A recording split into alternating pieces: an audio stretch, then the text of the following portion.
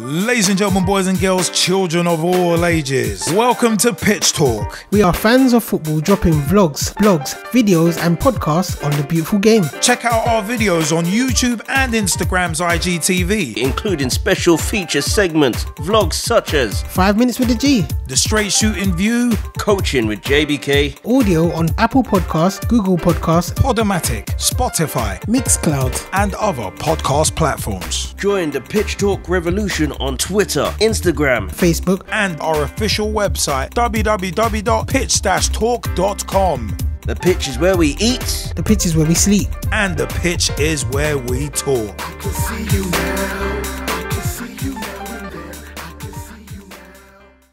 Welcome to the Straight Shootin View. What is up, people? Straight Shootin LJA here, and welcome to another episode of the Straight Shootin View. And you know what?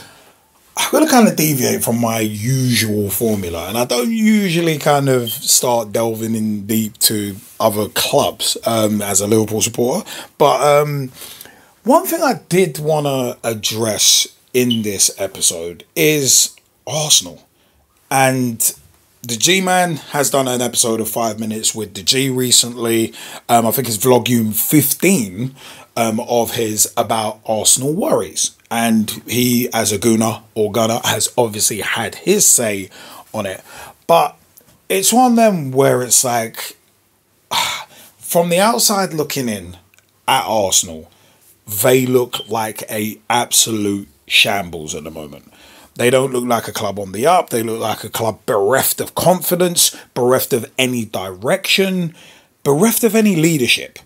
And for me, if you're a club with no leadership, then you're basically fighting a losing battle. You are very much fighting from behind. And I think at the moment, Arsenal's main issue is leadership all around the club. Whether it's leadership on the pitch, which I'm going to get onto, whether it's leadership at management level, whether it's leadership at the very tippy top. And for me, that's where it starts. Leadership, management, everything starts from the very top. And the fact that you've got Stan Kroenke in charge of that club, whether it be him or Josh Kroenke, the Kroenke family, in my view, are not good for Arsenal. It's not a good fit. Because for me, Kroenke's focus has never been on Arsenal. To me, it's never even been half on Arsenal. Like, you look at the years of brinksmanship that he was doing with Alisher Usmanov. And Usmanov really and truly, I think he just ended up getting sick of it. He ended up getting sick of playing the games and getting blocked whenever he was trying to table any sort of ownership bid for Arsenal. He got tired of it and went, you know what, bugger it, can't be bothered anymore. And then he just gave up. He just gave up and was like, here you go, Stan. You run this stuff all on your own. You do what you will with it. So I think that was one of them ones. Like, Alisher Usmanov, you could see, did love the club, but I don't think he loved the headache that went with it, and he didn't love, obviously, doing battle with Stan Kroenke every day. So it's one of them was, obviously, him and Farhad Moshiri, like, they turned their attentions to Everton. So it's one of them where it's like, with the Kroenkes, to me, they don't give a damn about Arsenal. And remember, we've just seen a summer gone by where a player with the potential of Joe Willock has gone to Newcastle. We've seen that. But also as well, Arsenal, there was that rumour that Daniel Ek of Spotify was going to buy them. Now, a lot of Arsenal fans were like, oh my God, the guy who owns Spotify is going to buy us. He's going to buy us. And I was like, I said to a number of Arsenal fans where you realise that if Daniel Ek buys Arsenal, it's going to be exactly the same as Kroenke running the club. Because Daniel Ek, if you see the way he runs Spotify and you've heard what he said in regards to, oh, musicians have got to do this, and that, it's like, okay, he is a ruthless businessman. That's what Daniel Ek is. He's more ruthless than Stan Kroenke. I think he's worth significantly more than him as well. But it's one of them where it's like, when you see how he runs Spotify and how he runs that business, You think he's going to run Arsenal differently? He's not going to be no billionaire benefactor. So he's not going to be a triple B, a benevolent billionaire benefactor. No, that's not Daniel Ek. He's one of them ones where he's about his money. So he wouldn't be a Roman Abramovich type flinging money in. So that was just, to me, false hope in all honesty. But as said, the leadership problem at Arsenal to me starts at the top and it filters its way down. Because you look at Edu. Edu as a former Arsenal player, decent one at that. It's one of them where you got him as director of football, you got Arteta as the manager. Those two, Edu has been in the role, 2-3 years, maybe 4 at a stretch. But the fact of the matter is, he's not a seasoned veteran when it comes to being a director of football. I think he went straight from playing into that role, I think. But it's one of them he's not had like 10, 15 years in that role where he knows the ins and outs and what's and wherefores at that level. Because you, as director of football, you kind of have to be, from what I understand of it, that conduit between the manager and the board, or the owner in that case. So I don't think Edu's got the experience to be dealing with that at a club as big as Arsenal and with the expectations of a club like Arsenal. Now that brings me on to Arteta. Arteta, this is his first solo managerial job. He's not got the experience of, say, a Carlo Ancelotti or a Goose Hiddink, just plucking names out of experienced names. Jose Mourinho, throw him in there too. He's not got the experience of those guys to know, right, this is what needs to be done, this is what needs to be done, and I've got to challenge that top brass to get it done. And I think it's one of them was maybe Edu is stepping in and being like, nah, Mikel, you shouldn't be doing that. You can't go to Stan Kroenke and say that. No, we've got to do this a different way. Maybe that's happening. But I look at it as Arteta, I don't think has the experience to be able to go to Stan Kroenke, oh, we need this person, this person, this person. Here's why it needs to happen. It needs to happen. We need to get it done. You need to sanction this. I need to get this done to progress this club on. I don't think Arteta's got the experience for that. And I think it's one of them ones where Arteta, just like Frank Lampard at Chelsea, is in a job that is way too much to handle for him. Because you look at Lampard at Chelsea, look at when Tuchel came in straight after. Chelsea was shipping goals left, right, front and centre. Tuchel comes in, sees the problems, and as an experienced head coach, came in and was like, right, cool, we need to sort our defence out first. Boom, boom, boom, let's sort this out. And then look at what happened. A Champions League win. And that wasn't by accident. He took over halfway through the season. It's not as if Lampard had done most of the work and this is what, to early to mid-March that he's taken over, or April that he's taken over. No, it was earlier. So it's one of them where it's like there was still a long, long way to go. A lot of fixing to do, a lot of morale to rebuild. To me, Mikel Arteta doesn't have that level of experience that Arsenal need as a club at the moment. And I said, because it's his first solo managerial job, he's not going to want to rock the boat. He's not going to want to rock the boat and get himself sacked. And there's an issue as well, because then Kroenke will obviously know that. The Kroenke family will know that. And they'd be like, let's take Arteta because we know he's not got the experience to rock the boat. Whatever we say, he will do. And there's a problem right there, because that kind of thing leads to stagnation. It leads to massive stagnation. So it's one of them where it's like Arsenal are between the rock and the hard place, because then the players see that and they're like, well, if he's just a yes man for upper management, why do I need to put in 110%? Why do I need to be busting my arse at every turn? Oh, wait, I don't. So there's that issue as well, and it starts filtering down to the players. Then you look at Arsenal Man City, and you've got Granit Xhaka putting in stupid tackles and getting sent off after 35 minutes when you're, 2-3-0 down already.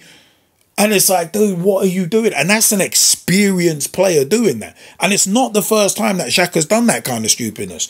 Remember when Unai Emery subbed him off once and he's throwing his shirt down? What kind of example is that for younger players like a Bukayo Saka, who's 19? What kind of example is that to set for Emile Smith-Rowe? What kind of, if you've got an experienced veteran doing that, you've got really no hope as a head coach like that Mikel Arteta is. You've really got no hope. Combine that with his lack of experience, it's a dangerous combo. So it's one of them ones that if you've got that level of, you've not got that level of experience to manage someone like that and be like, hey, don't be doing that. Like, you could say whatever you want to me, but just don't do it out on the pitch in public. Don't do this stupidness. It's like, it's some people with experience have more authority. And I don't think Arteta's got the authority. But you know what, yeah? What I want to do with this vlog, with this vlog / podcast as well, listen to the views of Jamie Bailey, aka JBK. Shout outs to Coaching with JBK. He had some views in terms of Arteta and how long Arteta might last. So have a listen to those. I think we've got a break, especially the Arsenal men. They've got a break now for the internationals, but they've got to get rid of. They have to get rid of Arteta. They have to. You can't tell me that you won a Carabao Cup game and that's going to be your saving grace. Like as I said over a year ago, that his 2 wins for the FA Cup and the Community Shield basically bought him time. Now that time has come and gone, you started the season off with basically selling players. You even cancelled somebody's contract. You even cancelled Williams' contract so that he can go back, so he can go to a team in Brazil. Now my issue with that is, what are you bringing in to save you? And you're saying that there's players that are out. That there are players that are out sick. There's 9 players that are out sick. Nuh-uh. You still got to deal with what you've got to deal with. You still got to get those same players who are on the pitch to still play at the highest level that they can play at. Now, if this club gets relegated, is Dan Kroenke going to actually sit there and go, yeah, well, we need somebody? He had one good period of his career, one good period, and that was between, I think, the back end of December when he was about to get sacked, or the back end of November when he was about to get sacked, all the way up until about, I think it was January or February, and he was able to save his job. And then we got 10th. Although we could have got 6th, we could have got 5th, possibly could have got 4th. But we ended up finished below Spurs, in 10th, with West Ham and Leicester finishing above us. And now you're telling me that we haven't got somebody who can finish a pass, but is able to get themselves sent off. Now's the time to say, okay, we actually need a manager, not a coach. Mikel Arteta's got to go. Sorry, he had. I would normally give coaches time, but 3 games, 0 goals in the league, might I add. Yes, the 2 games that he had were going to be hard to go through, but your first game should have told you exactly what you need to deal with. Not these 2 games. Your first game should have given you that reprieve so that you can go, all right, well, I've lost the 2 games that weren't going to be winners, bankable winners, but at least I've got 3 points on the board. And he hasn't done that. And on top of that, they haven't scored. So I'm wondering if he's just focusing on, let's play out from the back. Let's get all of this good possession game going. It's not working. And let me put it in this context. There's one player that stands out in 3 of those games for me. Callum Chambers. He's played it in all 3 games, and we've lost all 3 games. Sorry, gotta go. See ya. Bye. You know what? And Those were some of the views from Jamie Bailey, aka JBK, who is a football coach himself. Also, have a listen to Nathan Arsenal, one of our regular contributors, one of the PT team. As an Arsenal supporter, he's not a happy camper at the moment, and I can't say as I blame him. But have a listen to some of his views as well. Yeah, I've seen some of the things going around about Arsenal. I mean, I've distant myself away from the club because it's just the way that things are going are just not good. So I don't get emotionally invested when Arsenal do win. I don't really care. When Arsenal lose, I don't care. So that's where I'm at the moment. And your comment is spot on, Liam. It starts with the leadership at the top, with the Kroenkes, and they've been absent owners for many years. And they don't really give a shit. Do you understand? It's as simple as that. I mean, I hate to use Chelsea as an example, but one thing that Abramovich has always done, he's always been completely interested in the fortunes of Chelsea, and he's demonstrated that by pumping money in year after year after year, and he's got a clear, a passion for winning. Stan Kroenke couldn't give a fuck. If Abramovich was at Arsenal, none of this would be going on. So yeah, it stems from the top. And then, what you realise is that, they go and get an inexperienced manager who hasn't got a clue, who hasn't got the standing to stand up to them because he hasn't got any experience. Do you know what I mean? And that's why no top manager will come to Arsenal, because any manager worth his salt is going to be asking the questions. Well, where's this club going? How much money am I going to get?